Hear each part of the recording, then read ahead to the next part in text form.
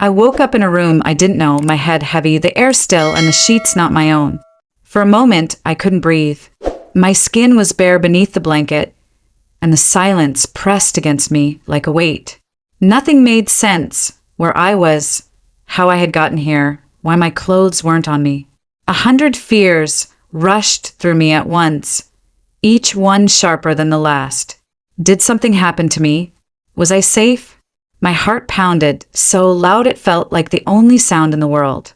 I tried to piece together the night before, but all I had were blurred fragments.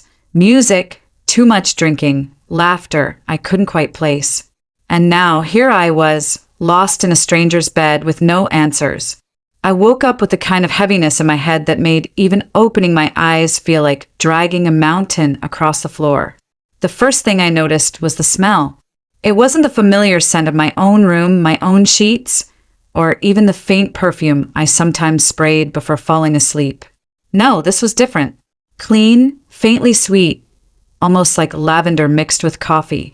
The bed under me was soft, but not mine. The ceiling above me was pale, unrecognizable, and the curtains hanging across the window were thick and dark, keeping most of the morning light away. My heart started to thump harder, each beat reminding me of how wrong this was. I was naked. The blanket tangled around my legs and chest was the only thing covering me, and as I clutched it closer to my body, the fear sank in deeper. Where was I? What had happened? Why couldn't I remember? My breathing turned shallow, and I felt the panic building in my chest like I was trapped underwater. Images flashed across my mind, but they were messy and broken. I remembered laughter, loud music pounding in my ears, someone handing me another drink even though I already knew I'd had too many. I remembered stumbling, the taste of something bitter on my tongue, the blur of neon lights in the night. Then darkness. That was all. I tried to sit up, but my body felt weak, like my bones didn't want to hold me up. My throat was dry, every swallow scratching. My eyes scanned the room desperately for something familiar. Anything that would explain where I was, who I was with, why I felt so exposed. On the nightstand next to me, there was a glass of water, full and untouched. Beside it, my clothes, neatly folded. My jeans, my shirt, even my bra, tucked carefully on top. The sight made me pause. If something horrible had happened, would my clothes really be folded like that? Would there be water waiting for me? I wrapped the blanket tighter around me and listened. Somewhere beyond the door, faint sounds drifted in, movement, maybe someone in the kitchen. My stomach tightened. Every part of me wanted to run, to get out of this bed, grab my clothes, and bolt out of wherever I was, but my body wouldn't move. The fear of what I might find if I walked out there rooted me in place. My heart raced so loud it filled my ears. What if it was some man who had taken advantage of me? What if I had trusted someone and paid for it with more than just a hangover? My chest ached with the thought. But then I caught something else, soft humming, low and steady, almost comforting. The kind of sound someone makes when they're not trying to perform, just moving naturally through their morning. It didn't sound threatening. It didn't sound like danger. Still, my hands trembled as I reached for the glass of water. I took a small sip, the coolness cutting through the dryness in my throat, calming me for a second. My body shook anyway. Every nerve was on edge, waiting. I kept thinking, asterisk, how did I end up here? Who brought me here? Asterisk, my brain searched for the missing hours, but nothing clear came back. Only shadows. I pulled my knees close under the blanket and whispered to myself, as if saying the words out loud might steady me. I'm okay. I'm okay. The door creaked then, and my whole body froze. My grip on the blanket tightened, my chest locked. The door opened slowly, light spilling in, and in the doorway stood a woman. Not a man. Not some faceless stranger out of my worst fears. A woman. She looked calm, her presence steady, like she wasn't surprised to see me awake. She carried a mug in her hands, steam rising from it, and her eyes, warm, watchful, not unkind, met mine in a way that made my breath hitch. She spoke softly, almost careful with the words. like she didn't want to scare me. "Hey, you're awake. How are you feeling?" For a moment, I couldn't answer. My lips parted, but no sound came out. My mind ran through 1,000 questions, but all I could manage was a whisper. Where am I?" She stepped further into the room, placing the mug down on the nightstand beside the water. The smell of coffee spread through the space, grounding me, reminding me of mornings that felt safe. She sat gently on the edge of a chair, not too close, giving me space. "You're safe," she said, her voice steady, her eyes not leaving mine. "I found you outside the club last night. You could barely walk, and I didn't want to just leave you there. So I brought you here. That's all. Nothing else happened. I promise." Her words washed over me slowly, and with each one the tightness in my chest loosened, but only a little. My mind still doubted, still asked, Asterisk, can I trust her? Is she telling the truth? Asterisk, yet something in her tone, the way she placed the coffee down carefully, the way my clothes had been folded with such care. It all felt different from the nightmare I had feared. Shame crept into me then. Embarrassment. I had gotten so drunk that I couldn't even take care of myself. I ended up in a stranger's home, naked in her bed, and she had to rescue me like a child who couldn't manage her own life. My face burned as tears stung my eyes. She must have seen it, because her voice softened even more. "Hey, it's okay. Don't cry. You're fine. Nothing bad happened. I just didn't want to leave you alone like that." I looked at her properly then, through the blur of my tears. Her hair was messy like she hadn't slept much, her clothes simple, her eyes tired but kind. There was something in her expression I couldn't quite name. Gentleness, yes, but also something heavier, like she carried her own weight of secrets. I didn't know her, but in that moment, something in my chest shifted. The fear hadn't vanished, but there was something else rising too. A strange comfort, a strange pull. I clutched the blanket closer and finally found the strength to whisper, "Thank you." She gave a small smile, not wide, not forced, just real. "You don't need to thank me. I'm just glad you're okay." The silence that followed wasn't empty. It was thick, charged, alive. And for the first time that morning, I let myself breathe.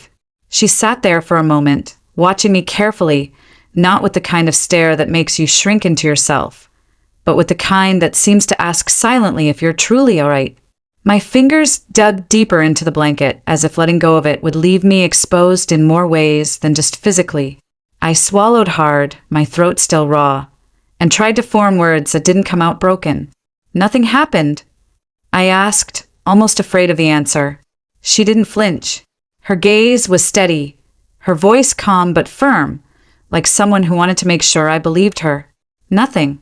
You were drunk, really drunk. I saw some people around you last night who didn't seem like the type to help, so I stepped in. You barely knew where you were, and I didn't want you to wake up alone in some alley. I brought you here, made sure you were safe, that's all." Relief poured through me, but it was tangled with shame, so heavy it made my chest ache. My mind kept spinning in circles, picturing myself stumbling out of the club, vulnerable, maybe even a target, and then being rescued by someone I didn't know. It made me feel small, like I had failed at even taking care of myself. My cheeks burned with humiliation, and I lowered my eyes to avoid the intensity of hers. She didn't push, didn't demand I meet her gaze again. Instead, she leaned back slightly in the chair, folding her hands at her lap, keeping the space between us respectful. "There's breakfast in the kitchen," she said after a pause, her tone lighter, as if trying to shift the weight of the moment. "I wasn't sure what you'd like, so I just made toast and eggs. Nothing fancy." My stomach growled in betrayal, reminding me that I hadn't eaten since yesterday afternoon. Hunger mixed with the headache pounding behind my eyes, but the thought of sitting across from her felt terrifying. I nodded slowly, clutching the blanket tighter. "Okay," I whispered, my voice barely audible. She gave another small smile, not the kind that demanded anything from me, but one that simply existed, like sunlight slipping through a crack in heavy curtains. She stood, moving toward the door with a grace that made me notice A faint tune drifted from the kitchen. She was humming again. I followed the sound, each step hesitant, until I reached the doorway. She stood by the counter, her hair pulled back loosely, sliding toast onto a plate. The sunlight from the window caught her profile, and for a moment I forgot to breathe. She turned and saw me, her eyes softening, and gestured toward the table. "Sit. You need food." I obeyed without thinking, sliding into the chair, still wrapped in a cocoon of nerves. She set the plate in front of me, along with a fresh glass of orange juice. "Eat," she said, her voice gentle but carrying a quiet authority that made it impossible to argue. I took a bite of toast, my hand shaking slightly, the crunch loud in the silence between us. She sat down across from me with her own plate, her movements unhurried. For a while, we just ate, the sound of forks and knives filling the space. Then she broke the silence. "What's your name?" I hesitated before answering, part of me still unsure if giving her that part of myself was safe. But something in her expression made me want to trust. "Lena," I said quietly. Her lips curved into a soft smile. "I'm Marin." The name suited her, strong but gentle, like the rhythm of her voice. For the first time, the air between us shifted from fear to something else. Still fragile, still uncertain, but less sharp. We ate in silence for a bit longer until she asked carefully, "Do you remember much from last night?" My shoulders tensed, and I shook my head slowly. "Just pieces. Too much to drink. Music. That's all." She nodded, not judging, not lecturing, just listening. "You scared me when I found you," she admitted, her eyes flicking down to her plate. "You looked so lost. I couldn't just walk away."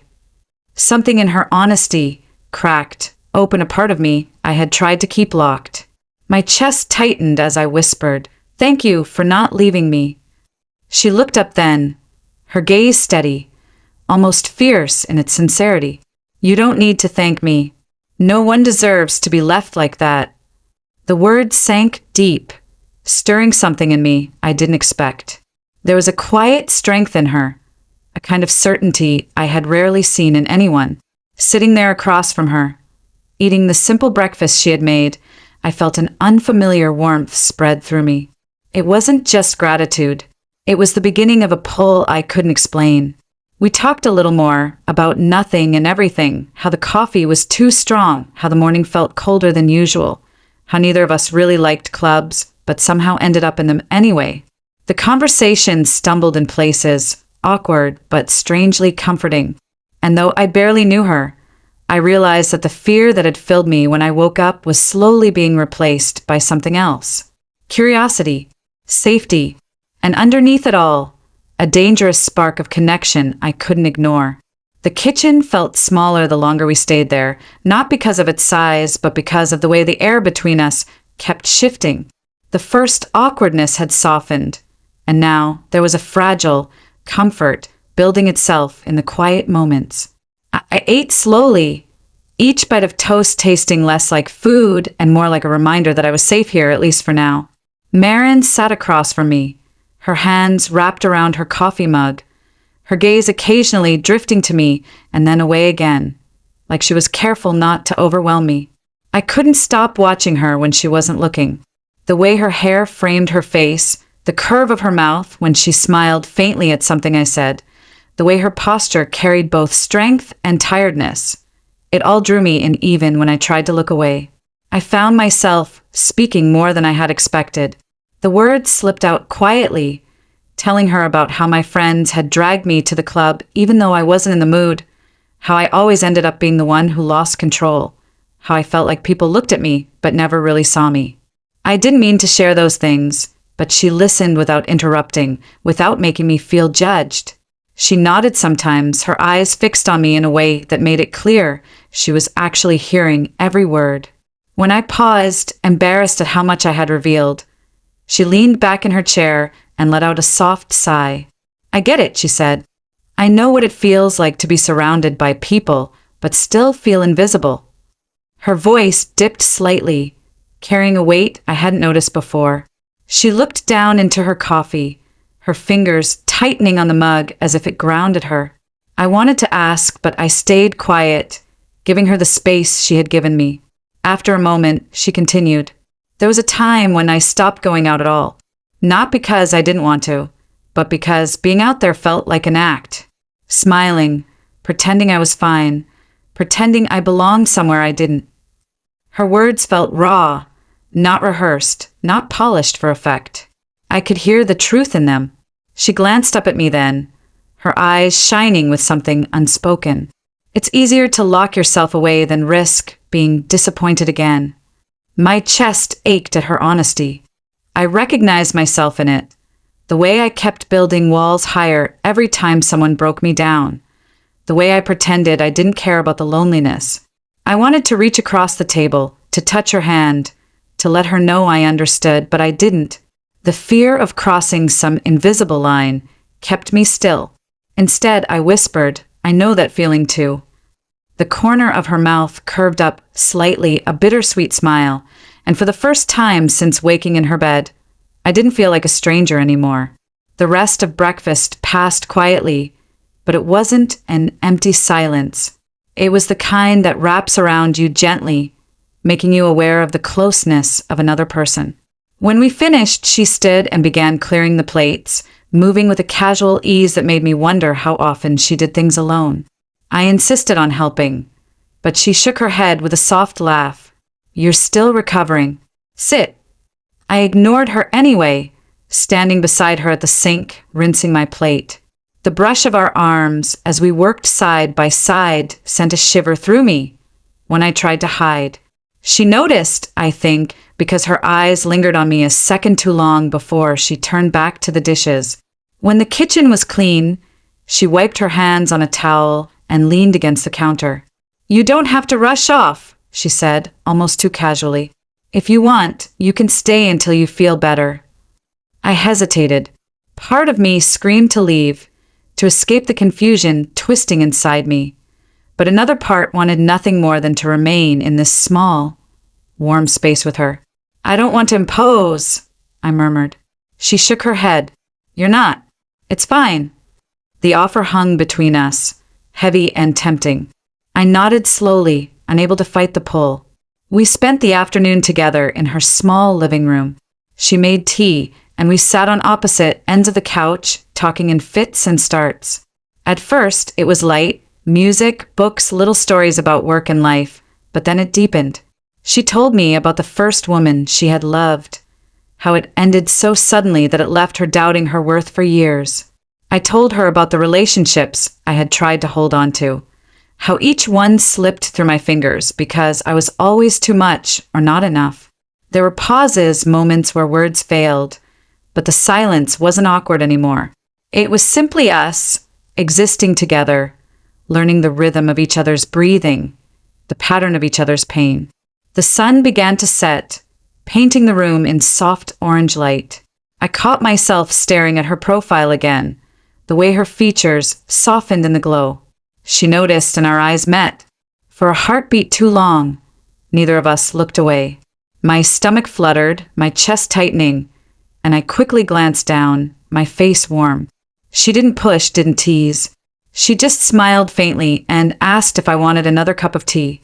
That night, when she offered her couch for me to sleep on, I almost said no, almost insisted on leaving, but the thought of walking back into the night alone felt unbearable. So I agreed. She brought me blankets, made sure I was comfortable, and wished me good night.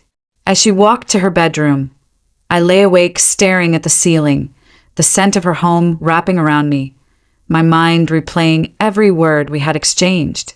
I felt a stirring inside me, something more than gratitude, something dangerous and tender. And though I tried to push it down, tried to remind myself that I had only just met her, it grew stronger with every breath. The next morning felt different, lighter, though I couldn't explain why. I woke up on her couch, the blanket tucked carefully around me, the faint smell of coffee drifting from the kitchen again. For a few minutes, I lay still, staring at the ceiling, listening to the quiet hum of her moving about. My body was calmer than yesterday, the panic no longer crushing me, but something new had replaced it, a nervous anticipation that twisted low in my stomach. When I finally stood, folding the blanket over the armrest, I caught sight of her through the doorway. She was at the stove, hair tied loosely, sunlight spilling across her face. For a moment, I didn't move. I just watched her, the way she looked so natural in her own space, the way the morning seemed to bend gently around her presence. She turned, noticing me, and her lips curved into that soft smile that had unsettled me since the first moment I saw it. "Good morning," she said, her voice low and warm. "Sleep okay?" I nodded, the words stuck in my throat. "Yeah, thank you." She placed a plate of toast on the table, gesturing for me to sit. It all felt strangely domestic, like we'd done this 100 times before, even though this was only the second morning. The thought made my heart skip, and I busied myself with the toast to hide the flush rising in my cheeks. We ate together quietly, the conversation small but steady, and yet underneath it ran something stronger, something unspoken that neither of us dared to touch directly. After breakfast, she asked if I wanted to get some fresh air. I agreed without thinking, desperate to stretch my legs, but more desperate to prolong being near her. We left the apartment and stepped into the brightness of the day. The city buzzed with life, cars rushing by, people moving quickly, but walking beside her made it feel slower, softer. Our arms brushed occasionally as we walked, each touch sending sparks through me, and every time it happened I pulled back slightly, only for it to happen again minutes later. She noticed, I think, but said nothing, her expression unreadable as she guided us toward a quieter street lined with trees. We ended up at a small park, the kind most people overlooked, where children's laughter echoed from the swings, and the smell of freshly cut grass filled the air. We sat on a bench under a wide tree, and for the first time since we'd met, I felt like I could really breathe. She leaned back, stretching her legs out, her gaze lifting to the sky. "I used to come here when I needed to think," she said softly. "It's one of the few places that makes me feel like the world can't touch me for a while." I glanced at her, studying the way her expression shifted as she spoke, and asked quietly, "What do you think about when you're here?" She hesitated before answering. "Mostly the past, sometimes the future, sometimes just nothing at all." There was a heaviness in her tone, a history behind those words that I wanted to know more about. But instead of prying, I told her about how I used to walk to the edge of the city at night just to sit by myself, how I always felt loneliest in a crowd, but strangely at peace when I was alone with the dark. She turned to look at me then, her eyes catching mine with an intensity that made my chest tighten. "You get it," she whispered, almost to herself. The silence that followed wasn't empty. It hummed with something alive, something dangerous, something pulling us closer. A child's laughter broke the moment, and she looked away, but the weight of that gaze stayed with me long after. We walked back slowly, neither of us eager to end the day. She told me stories about her work, about the little bookstore she managed on the corner of an old street, and I listened with more attention than I had given anyone in years. Her voice carried a quiet pride, but also the loneliness of someone who had built a life around being independent because she had no choice. I found myself opening up too, sharing bits of myself I usually kept hidden. The way I always felt like I was drifting without direction, the fear that I would never really belong anywhere. She didn't laugh, didn't dismiss it. She just listened, and in that listening, I felt seen in a way I hadn't before. By the time the sun dipped lower, we were back at her apartment. I should have left then, but I didn't. Something in me refused to break whatever fragile thread had formed between us.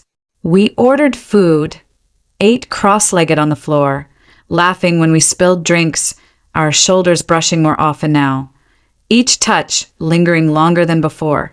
The laughter eased into softer moments, the kind where silence wrapped around us but didn't feel heavy. We watched a movie after, though I couldn't have told you what it was about. My focus kept drifting to her. The shape of her hands, the curve of her smile, the quiet strength in the way she carried herself. At one point, our eyes met, and we both froze, caught in that electric stillness where everything else fades. My breath hitched, my heart racing, so loud it filled my ears.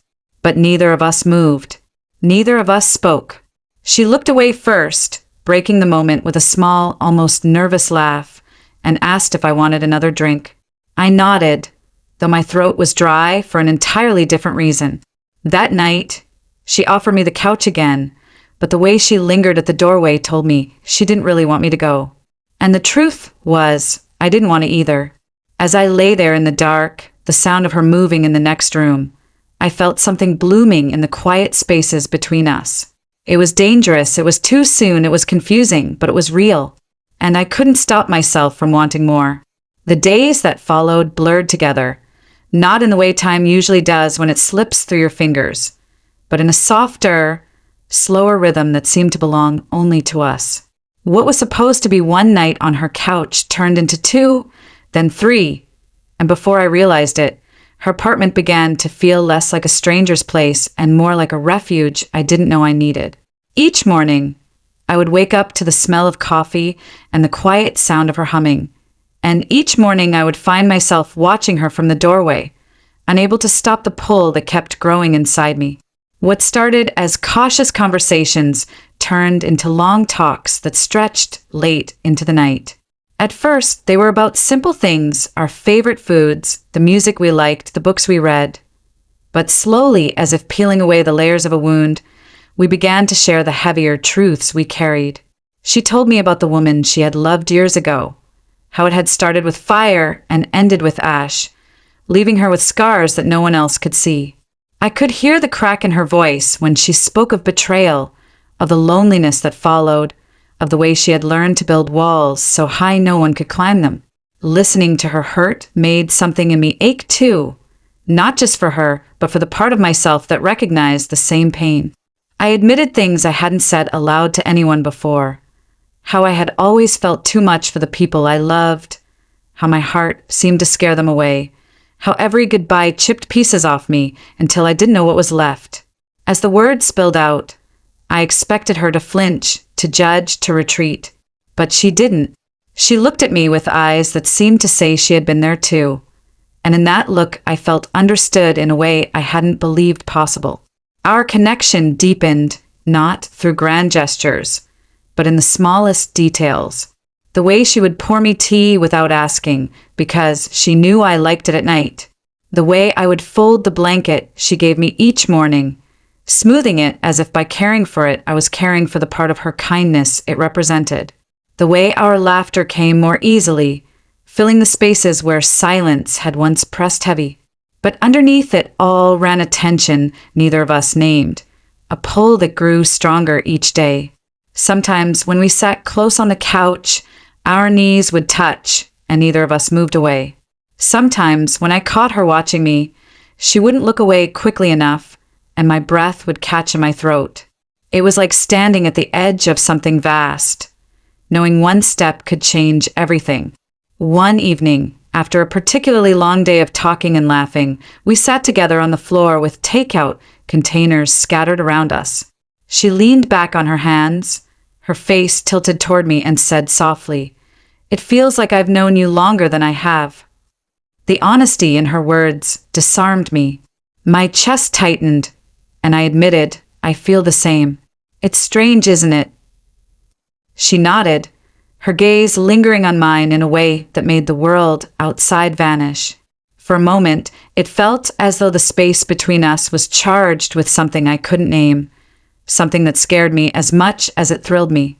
My heart pounded, so hard I thought she must hear it. But still, neither of us crossed the invisible line. Instead, we laughed it off, retreating into safer topics, but the air never returned to what it had been before. That night, when she handed me the blanket for the couch, her fingers... The touch was fleeting, but it burned through me, leaving me awake for hours, staring at the ceiling, replaying the moment again and again. The next day, our conversations carried an undercurrent of that tension. We still talked about ordinary things, still laughed, but every word felt like it held something beneath it. Every glance carried weight. It was as though we were both waiting, both afraid, both longing. And as I lay on her couch again that night, listening to the soft creak of the floorboards as she moved around her room, I knew with a certainty that unsettled me. I didn't just want her kindness, her safety, her companionship. I wanted her, not in some casual, passing way, but deeply, completely, in the way that scared me most. And yet, I couldn't bring myself to say it. Not yet. Not when the risk of breaking what we had felt so terrifying. The tension that had been building between us finally reached a point where it could no longer hide in silence. Days kept slipping by, each one thick with glances that lasted too long, touches that lingered more than they should, words that carried more meaning than either of us dared to say out loud. By then, being in her apartment didn't feel strange anymore. It felt like stepping into a world where I could breathe differently, a space where the outside noise couldn't reach me. But it also felt like a place where my heart had started betraying me, because every time I looked at her, I wanted something more than her kindness, more than her friendship, more than the safety she had given me. One evening it rained. Heavy drops battered against the windows, the sound steady and almost soothing, filling the quiet of her living room as we sat together on the couch. We were close, closer than usual, her knee brushing mine, her arm stretched along the back of the couch behind me. The air felt charged, like the whole room was holding its breath. I tried to focus on the movie playing on the screen, but the truth was, I couldn't tell you a single detail about it. My entire awareness was wrapped around her, the warmth of her body beside me, the faint scent of her skin, the rhythm of her breathing. I turned my head slightly, and she was already looking at me. Neither of us looked away this time. Her eyes held mine, and the seconds stretched, turning into something heavy and alive. My throat went dry, my chest tight, and in that silence I felt the weight of everything we hadn't said pressing between us. She was the first to speak, her voice low, almost hesitant. "Lena!" My name on her lips sounded different, softer, almost like a secret. I swallowed hard, my hands gripping the blanket that covered my lap. "Yes." She hesitated, her gaze flicking down to my mouth for the briefest second before returning to my eyes. "I don't want to scare you away, but," she trailed off, as if the words were too dangerous to release. My heart raced so fast, I thought I might break apart. The fear of what she might say collided with the desperate hope that she would finally say what I had been longing to hear. My own voice shook when I whispered, "But what?" Her breath caught, and for a moment, it looked like she would retreat. But then she leaned closer, her face inches from mine, and her voice dropped to a trembling whisper. "But I can't stop thinking about you." The words hit me like a wave, stealing the air from my lungs. I stared at her, my chest burning with the weight of everything I had kept locked inside. I could have stayed frozen. I could have let the moment slip away out of fear. But something in me broke open instead. I leaned forward, and before I could think, before I could talk myself out of it, my lips brushed hers. The kiss was soft at first, tentative, both of us testing the fragile line we had finally crossed. But when she didn't pull away, when she pressed back just slightly, the world fell away. My hands trembled as I cupped her cheek, her skin warm beneath my palm, and she let out the faintest sound, a breath caught between relief and longing. The kiss deepened slowly, carefully, like neither of us wanted to rush something that had been building for so long. It wasn't hurried or frantic. It was gentle, full of everything we hadn't said, every glance, every laugh, every silence that had been leading us here. When we finally pulled back, our foreheads rested against each other, both of us breathing hard, eyes closed as if afraid to open them and break the moment. My voice was barely audible. "I've wanted that for so long."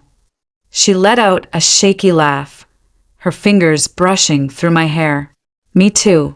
I just didn't know if you felt it too." I opened my eyes then, meeting her gaze, and in that moment there was no fear, no doubt, only the undeniable truth between us. "I do," I whispered. I really do. We kissed again, slower this time, savoring it as though we were memorizing each other. The storm outside raged on, thunder rolling through the sky, but in that small living room, everything felt still. Later, we moved to her bedroom, not out of urgency, but because the couch felt too small to hold what we had just uncovered. We lay there together, wrapped in each other's arms, talking in whispers that carried the weight of new confessions. She told me she had promised herself she wouldn't let anyone close again, that she had built her life around the idea of being safe by being alone. I told her how often I had convinced myself that love wasn't meant for me, that I was destined to be someone's temporary distraction instead of their forever. We held each other through those confessions, kissing in between words, our bodies pressed together, not just out of desire, but out of the desperate need to feel less alone. When sleep finally pulled at us, I realized something I had never felt before. For the first time in years, I didn't dread waking up, because I knew when I opened my eyes, she would be there. And the thought of that filled me with a quiet, terrifying kind of joy I couldn't put into words. Morning light spilled through the thin curtains, painting the room in soft shades of gold. I woke slowly, my body still warm from the weight of her arm draped across me, her steady breathing brushing against the back of my neck. For a few moments, I just lay there, unmoving, afraid that if I shifted, the fragile beauty of what we had shared would vanish like a dream. My heart was heavy but full, caught between joy and fear, because I knew the world outside her apartment wasn't as gentle as the cocoon we had built between those walls. When I finally turned to look at her, she was already awake, watching me with eyes that held a strange mix of tenderness and hesitation.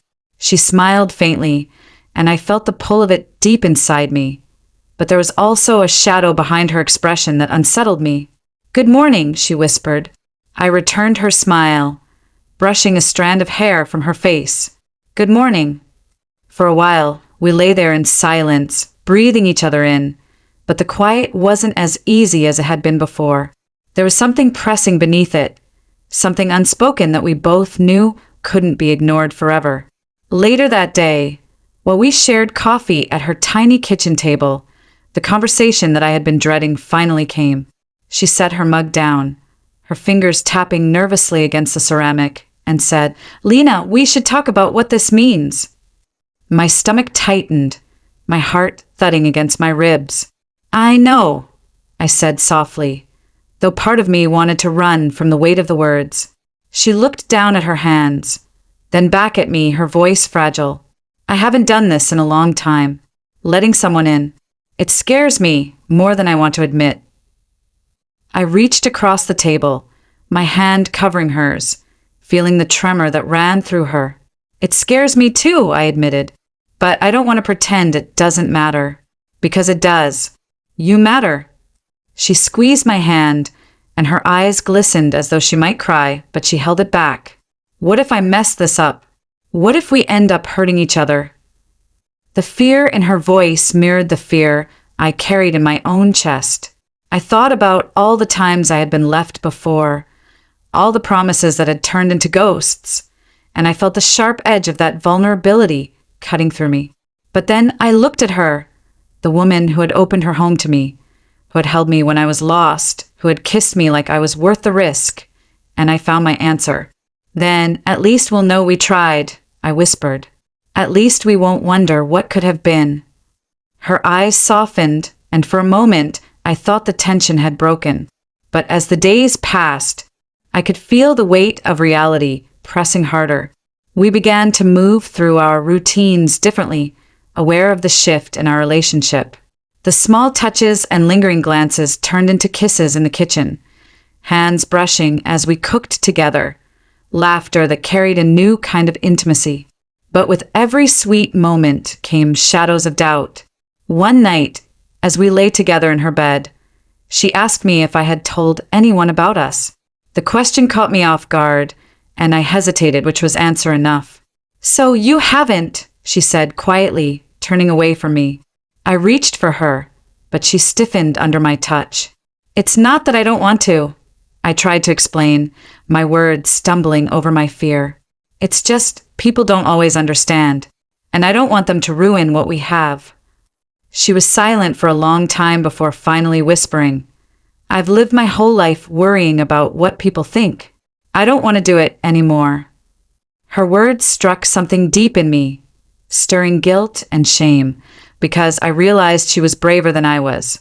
She had been through heartbreak, through betrayal, through loneliness, and still she was willing to risk being seen. I, on the other hand, was still hiding, still letting fear dictate my choices. It created a distance between us, invisible but real. We still touched, still kissed, still shared whispered confessions in the dark, but I could feel her pulling back in small ways.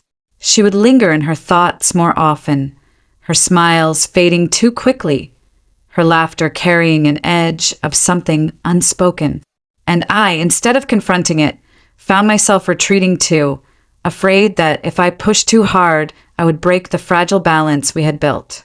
One rainy evening, she stood by the window, her silhouette framed against the gray sky, and said quietly, Do you think we're strong enough to survive outside these walls? The question hit me harder than I expected. I walked up behind her, wrapping my arms around her waist, resting my chin on her shoulder. I want us to be, I whispered. But wanting and being are two different things, she replied, her voice heavy with doubt. I closed my eyes, holding her tighter, knowing that she was right. The real world was waiting for us, with all its judgments, its whispers, its cold truths. And as much as I wanted to believe our love was strong enough, a part of me feared that once the door opened, everything we had built might crumble. That night, as I lay awake beside her, listening to the rhythm of her breathing, I made a silent promise to myself. I would find the courage to fight for us, no matter how much it scared me, because losing her would hurt more than any fear the world could throw at me. The day came sooner than either of us expected. It wasn't planned, it wasn't carefully chosen. It just happened, like so many things in my life lately.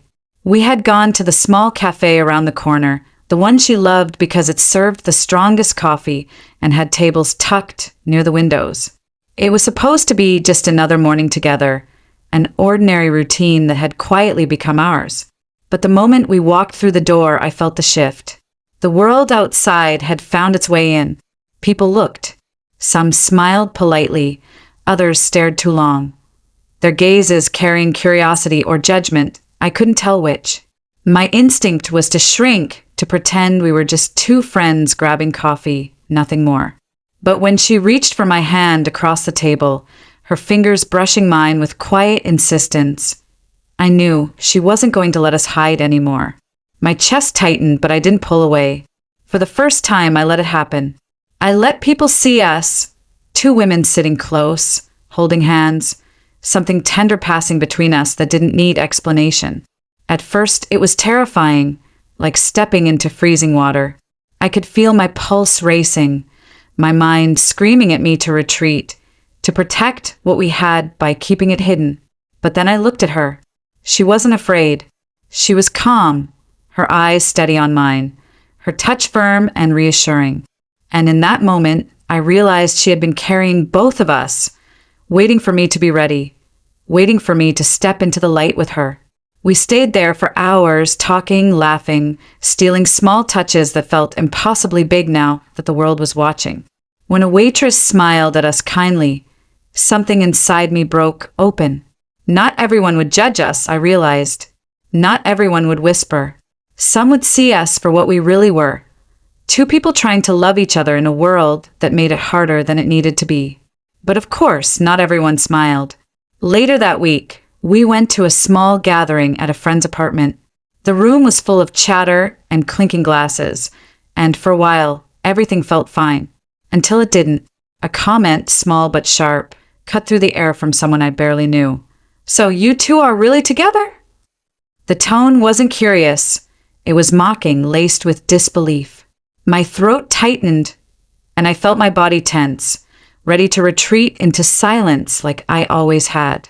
But before I could, she spoke up, her voice steady but firm. Yes, we are. She didn't flinch. She didn't apologize. She just said it, as simply as if she were telling them her name. I looked at her in awe, my heart swelling with both love and guilt. She was fearless where I faltered. She carried her truth without shame, while I had spent so long hiding mine. That night, when we were alone again, I told her what I had been holding inside. Lying in her bed, with the moonlight spilling across her face, I whispered, "I'm scared every second, but I don't want to be anymore. I want to be like you. I want to be brave enough to love you out loud." She cupped my face in her hands, her thumbs brushing away tears I hadn't realized had fallen. "You already are," she said softly. "You showed up. You stayed. You chose me. That's bravery too." I buried my face against her chest, breathing in the safety of her arms, and for the first time, I believed her. I believed that love wasn't about never being afraid. It was about choosing someone despite the fear, about standing beside them even when your knees were shaking.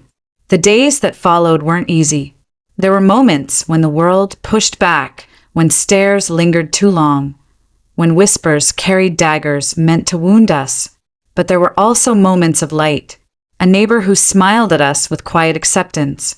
A friend who hugged us both and said nothing but, "I'm happy for you." Strangers who didn't care, who let us exist without turning us into something worth gossiping about. Slowly, I began to realize that the weight I had carried for so long wasn't all mine to bear anymore. We shared it, together, and that made it lighter. One evening, as we walked home hand in hand, the city alive around us, she stopped suddenly and turned to me. Her eyes were serious but soft, the kind of look that made my heart stop every time. "Lena," she said, her voice low, "are you happy?" The question hit me hard because happiness wasn't something I had let myself believe in for a long time. I thought about the night I woke up in her bed, terrified and lost. I thought about the countless moments since, the laughter, the confessions, the fear, the kisses that had remade me piece by piece. And I realized the answer was simple. "Yes," I said, my voice trembling but certain. "With you I am." She smiled then, wide and unguarded, and pulled me into her arms right there on the sidewalk, not caring who saw. And I didn't care either, because in that moment, I knew something I had never known before. Love, when it was real, was worth the risk, worth the fear, worth everything. And as I held her close, the noise of the city fading around us, I finally understood that what we had wasn't fragile at all. It was strong, strong enough to face the world, strong enough to last, strong enough to be ours, forever. If this story touched your heart, don't forget to like, share, and subscribe for more emotional and romantic LGBTQ stories. Drop a comment below to share your thoughts. I'd love to know how this journey resonated with you. Your support helps bring more stories of love, courage, and truth to life.